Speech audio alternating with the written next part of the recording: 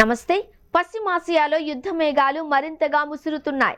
Iran కేంద్రంగా సాగుతున్న దాడులు గల్ఫ్ దేశాలను ఉక్కిరిబిక్కిరి చేస్తున్నాయి. తాజాగా ఇరాక్ పరిధిలోని కుర్దిస్తాన్ రీజియన్లో ఉన్న యునైటెడ్ అరబ్ ఎమిరేట్స్ కాన్సులేట్ పై డ్రోన్ దాడి జరగడం అంతర్జాతీయంగా కలకలం రేపింది.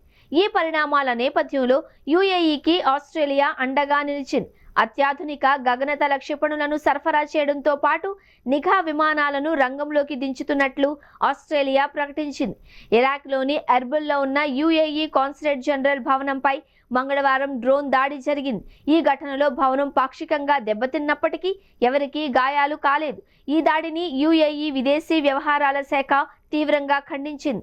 అంతర్జాతీయ దౌత్య నిబంధనలను ఉల్లంఘిస్తూ సాగుతున్న ఇటువంటి చర్యలు ప్రాంతీయ భద్రతకు ముప్పుగా పరిణమిస్తాయని ఆందోళన వ్యక్తం చేసింది. బాధ్యులెవరో తేల్చేందుకు దర్యాప్తు జరపాలి అని స్థానిక అధికారులకు ఆదేశాలు జారీ చేసింది. ఇరాన్ నుంచి ఎదురవుతున్న ముప్పును తిప్పికొట్టేందుకు యుఏఈకి ఆస్ట్రేలియా సైనిక సాయాన్ని ప్రకటించింది.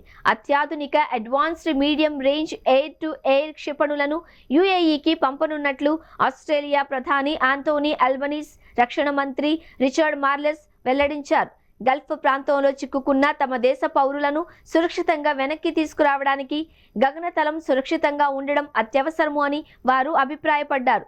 ఇప్పటి వరకు యుఏఈ సుమారు 1500కు పైగా క్షిపణులు, డ్రోన్లను విజయవంతంగా అడ్డుకుంది అని పౌర భద్రత దృష్ట్యా ఈ సాయం చేస్తున్నట్లు స్పష్టం చేశారు. మరోవైపు ఇరాన్ తన దాడులను ఇంధన కేంద్రాల వైపు మళ్లించింది. బెహ్రెయిన్లోని అల్ మామిరి చమురు శుద్ధి కర్మాగారంపై జరిగిన దాడితో అక్కడ భారీగా మంటలు చెలరేగాయి. దీంతో బెహ్రెయిన్ ప్రభుత్వ ఇంధన సంస్థ బాప్కో ఫోర్స్ మెజ్యూర్ ప్రకటించింది. ఈ పరిణామాల ప్రభావం ప్రపంచ మార్కెట్లపై పడింది. సరఫరాలో అంతరాయం ఏర్పడుతుందన్న ఆందోళనతో ముడి చమురు ధరలు ఒక్కసారిగా భగ్గుమన్నాయి. హార్మూజ్ జలసంధి గుండా రవాణా నిలిచిపోవడంతో భారత్ నుంచి వెళ్లే బియ్యం, ఇండోనేషియా కాఫీ రవాణాపై తీవ్ర ప్రభావం పడింది. అమెరికా అధ్యక్షుడు డొనాల్డ్ ట్రంప్ ఈ ఉద్రిక్తతలపై స్పందిస్తూ ఇరాన్తో యుద్ధం అతి త్వరలోనే ముగుస్తుంది అని ఆశాభావం వ్యక్తం చేశారు. అయితే ఇరాన్ రెవల్యూషనరీ గార్డ్స్ మాత్రం దీనికి భిన్నంగా స్పందించాయి. యుద్ధం ఎప్పుడు ముగియాలో అమెరికా కాదు, తామే నిర్ణయిస్తాము అని సవాలు విసిరాయి. కాగా నిత్యావసరాల ధరలు పెరగకుండా దుబాయ్ ప్రభుత్వం పగడ్బందీ చర్యలు చేపట్టింది. వచ్చే కొన్ని నెలల వరకు సరిపడా ఆహార నిల్వలు ఉన్నాయని ప్రజలు ఆందోళన చెందవద్దు అని పేర్కొంది.